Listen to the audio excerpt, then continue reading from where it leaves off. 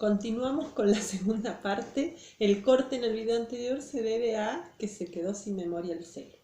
Decíamos entonces, retomando lo que estábamos diciendo en el video anterior, el método comparativo implica comparar Europa con las otras culturas. Obviamente las comparo con la teoría evolucionista en la cabeza, por lo tanto las comparo para constatar que Europa es el lugar civilizado, desarrollado, mientras que las otras culturas no, son primitivas, son salvajes, están atrasadas.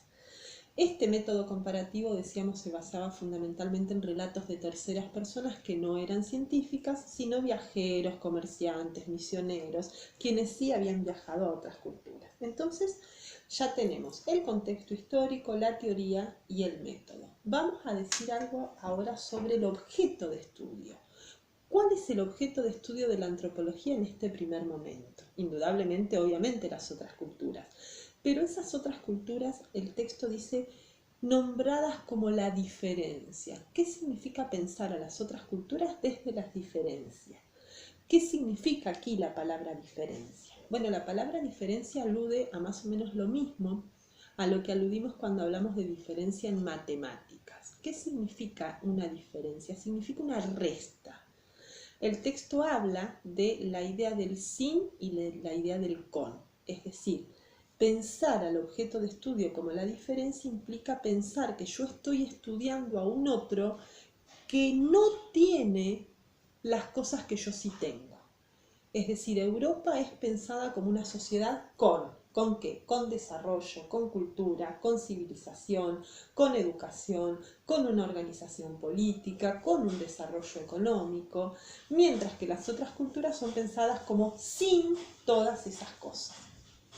Fíjense cuando decíamos al principio sobre la relación entre la forma en que estudiamos en ciencias sociales y las consecuencias políticas de todo esto que estamos estudiando. Estas teorías científicas son inocentes, son neutrales, son objetivas, como le gusta a la ciencia pensarse, de ninguna manera. Fíjense cómo son teorías científicas que avalaron y que le dieron un marco teórico y científico a la colonización y a la invasión que Europa ejerció sobre otras tierras. Pensar a las otras culturas como primitivas, como salvajes, como poco desarrolladas, indica que Europa está autorizada, y que no solo está autorizada, sino que es su deber y que está bien que colonice esas otras culturas y que lleve a esas otras culturas el desarrollo, la civilización, el progreso, la educación, la cultura, la verdadera religión, todas esas cosas que se cree que las otras culturas no tienen. En este sentido, quien elabora un relato antropológico va a hacer un doble viaje, tiene que hacer como un doble desprendimiento. Si yo soy antropólogo en este primer momento y quiero estudiar otra cultura, tengo que distanciarme de mi contexto en un doble sentido. Por un lado tengo que hacer un viaje que es físico, ¿sí? Porque me tengo que trasladar o tengo que pensar en un contexto que no tiene nada que ver con el mío. Obviamente estamos hablando de un distanciamiento físico que es metafórico y no real. Ya dijimos que en su mayoría las personas no se trasladaban, sino que se basaban en relatos de terceros.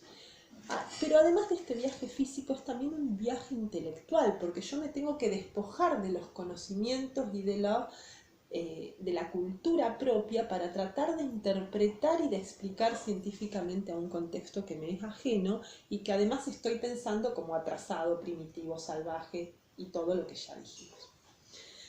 Este es en un primer momento. Yo pensaba en esta clase acompañar con algunas imágenes. Yo les voy a dejar un PowerPoint con imágenes que un poco dan cuenta de algunas maneras, ¿sí?, de pensar en este primer momento. Por un lado, una de las imágenes que ustedes tienen ahí que acompañan este primer momento, fíjense, es una imagen de películas de vaqueros. Cuando yo era chica era muy común que en la televisión dieran películas de vaqueros. ¿Qué tienen en común estas películas y estas series?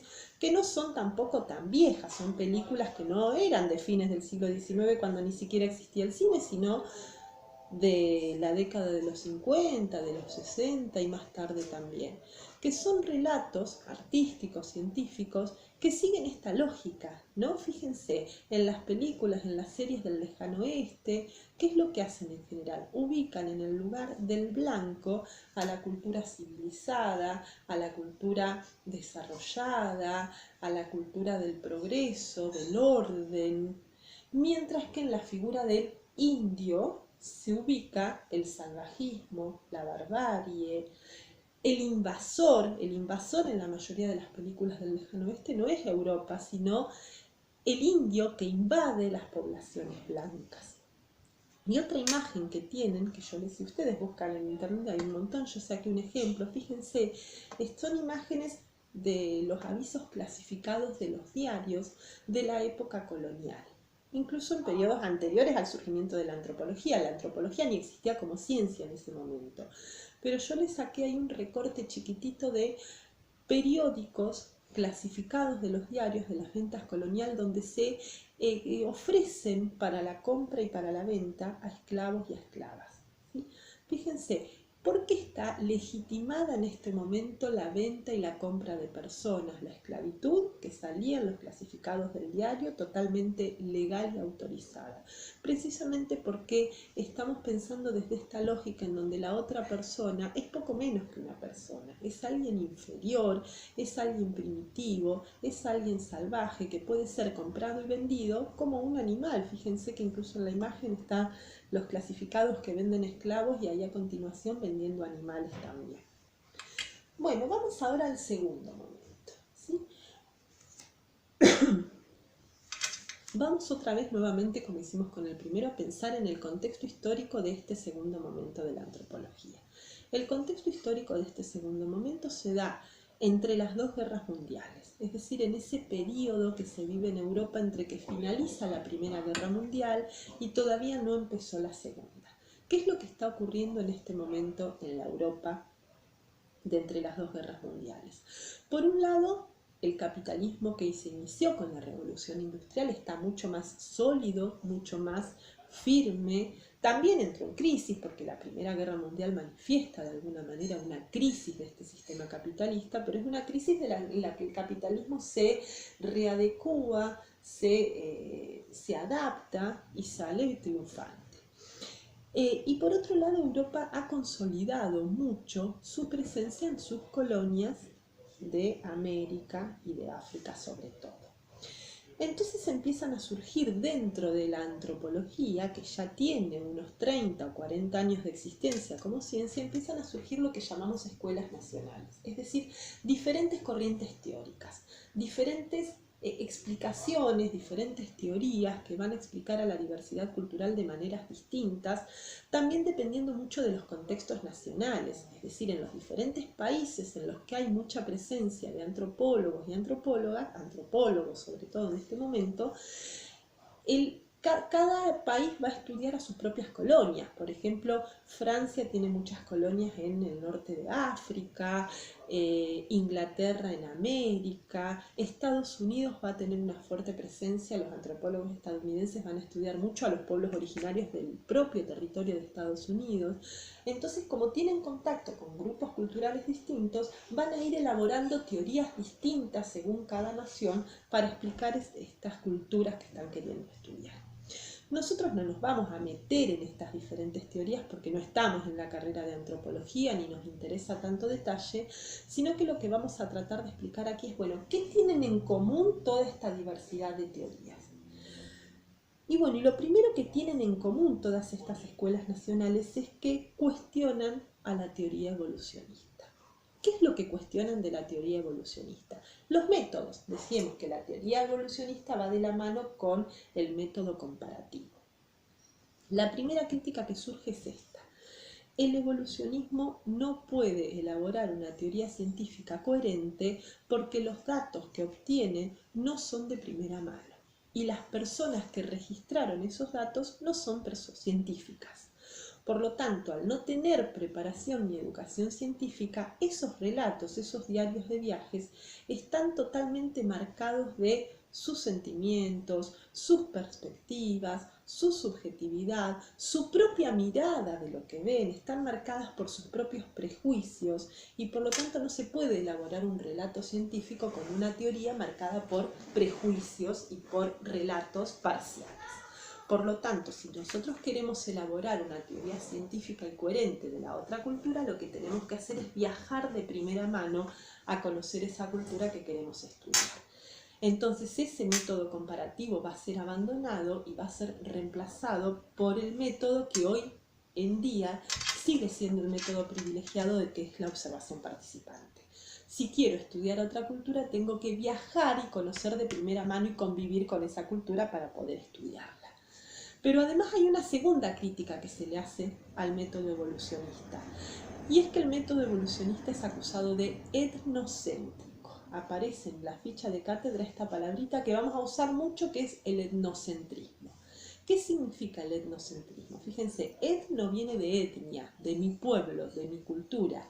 Creer que mi pueblo, mi etnia, mi cultura es el centro y que las otras son inferiores. Es decir, se cuestiona al método evolucionista precisamente por considerar que una cultura es mejor o superior a la otra.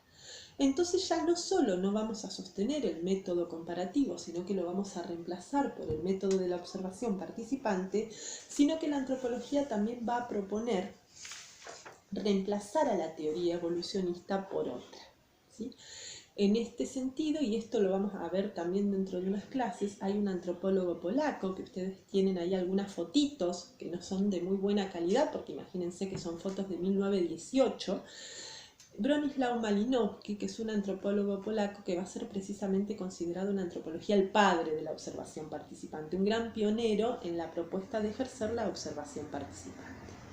¿Y qué nueva teoría va a permitir ahora mirar a esa otra cultura? Ya no la voy a mirar con los lentes de la teoría evolucionista que suponía que había culturas primitivas y culturas desarrolladas. Las voy a mirar con otros lentes, con otra teoría que va a ser la teoría relativista. La teoría relativista, el relativismo como teoría, propone que no hay culturas superiores ni inferiores, que no hay culturas mejores o peores, sino que todas las culturas son iguales. Aquí las diferentes teorías, las diferentes escuelas nacionales de las que hablábamos recién, van a dar diferentes explicaciones sobre las culturas, pero en general tienen en común esto, ¿sí? Sobre todo, por ejemplo, una de las escuelas más importantes es el funcionalismo. ¿Qué sostenía la escuela funcionalista? Que la cultura era algo que las personas, o es algo que las personas creamos para satisfacer necesidades, es decir, la cultura cumple una función, por eso funcionalista.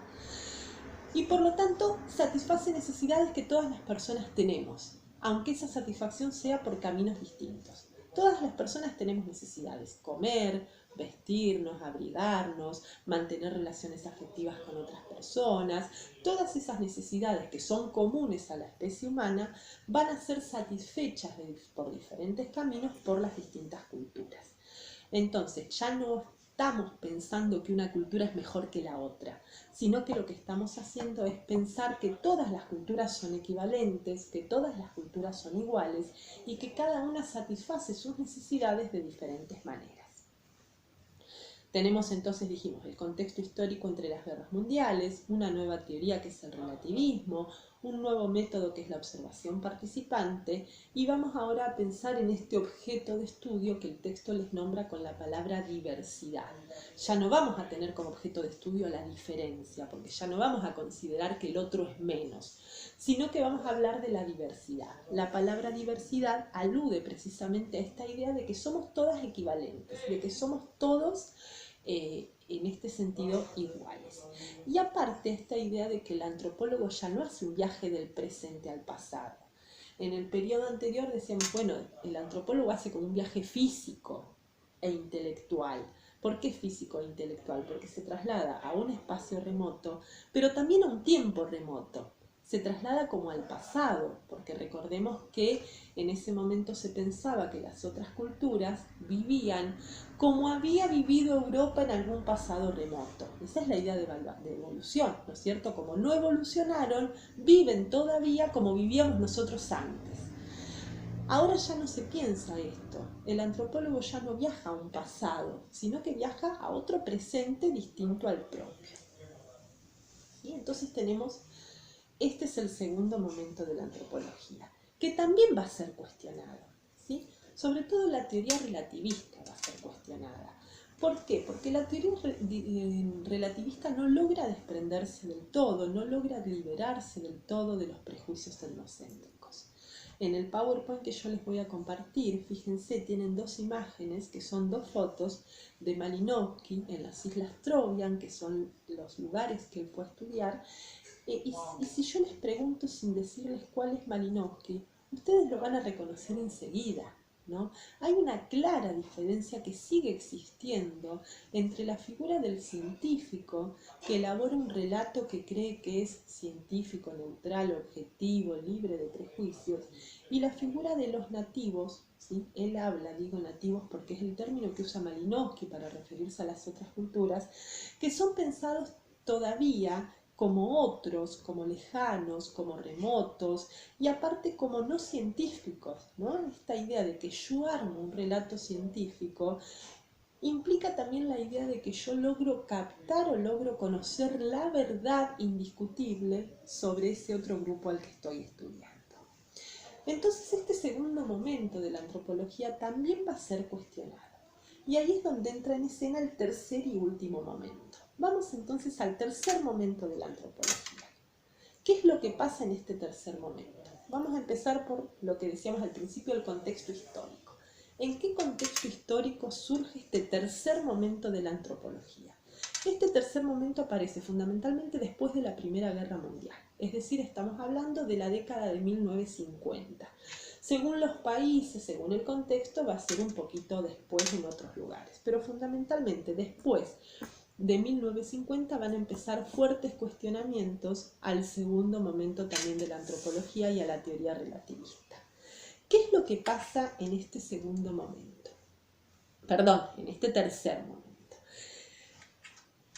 Aparecen fundamentalmente cuestionamientos, ¿sí? a dos procesos que se venían dando hace un montón, pero de los que todavía no nos habíamos preguntado científicamente o que no habían sido problematizados crítica y reflexivamente por las ciencias sociales, que eran las transformaciones de lo que llamábamos en antropología sociedades primitivas. Fíjense cuando recién decíamos que las teorías relativistas no logran desprenderse del todo del etnocentrismo. Malinowski le sigue diciendo sociedades primitivas a las personas que él estudia de las Islas Trobriand, al margen de que convive con ellas y de que establece vínculos de afecto y de estrecha relación con ellas, las sigue pensando como sociedades primitivas. Estas sociedades primitivas, y sobre todo después de la Segunda Guerra Mundial, van a sufrir básicamente dos procesos. Por un lado, un proceso que podríamos denominar de genocidio físico. Esta palabra de genocidio la vamos a volver a trabajar en la unidad 2 y vamos a ver por qué usamos esta palabra genocidio, que es muy discutida y muy polémica. Pero hablamos de un genocidio físico. ¿Qué significa un genocidio físico? Hablamos de la idea de que como consecuencia de la relación de Europa, muchas personas de las sociedades no europeas o de otras culturas murieron, desaparecieron, como producto de guerras, como producto de enfermedades. Es decir, la colonización europea, a través de la avanzada militar y de las guerras y de la invasión, mató a una gran cantidad de personas de los pueblos originarios, no solo de América, sino también de África. Veíamos recién, o hablábamos recién de los clasificados de la venta de esclavos. ¿De dónde salían los esclavos? Salían de las colonias que Europa tenía en África. Entonces, Europa mató, digamos, esta colonización europea mató, asesinó a muchas personas y generó un proceso de desaparición física. Muchas culturas perdieron una cantidad impresionante de personas como consecuencia de la colonización europea. Este proceso no era nuevo, este proceso había empezado allá a fines del siglo XV, cuando Cristóbal Colón llegó a las costas de América, como hablábamos hoy temprano. Era un proceso que de fines del siglo XV hasta mediados del siglo XX llevaba 450 años por lo menos, pero recién ahora empieza a ser problematizado científicamente por la antropología. La antropología empieza a problematizar el genocidio. Pero además no solo el genocidio físico, hay otro tipo de genocidio, que es también el genocidio cultural. ¿Qué es esto del genocidio cultural? Es este proceso mediante el cual, incluso cuando no se mate a las personas, cuando las personas no mueran como producto de guerras o de enfermedades, la cultura se pierde igual porque las personas que sobreviven van progresivamente abandonando sus pautas culturales para adoptar modos de vida y pautas culturales propias de Europa y de Occidente. Tenemos así procesos, por ejemplo, de pérdidas del idioma, o tenemos así procesos, por ejemplo, de prácticas educativas. En la unidad 2 vamos a problematizar esto, ¿sí? ¿Qué hace la escuela? ¿Qué hace la educación en estos momentos, a fines del siglo XIX? Acompaña a los procesos de colonización de los estados nacionales, tratando de civilizar y de educar a los niños y a las niñas de los pueblos originarios para que no hablen su idioma ni sigan sus pautas culturales y adopten los modos de vida propios de la cultura occidental.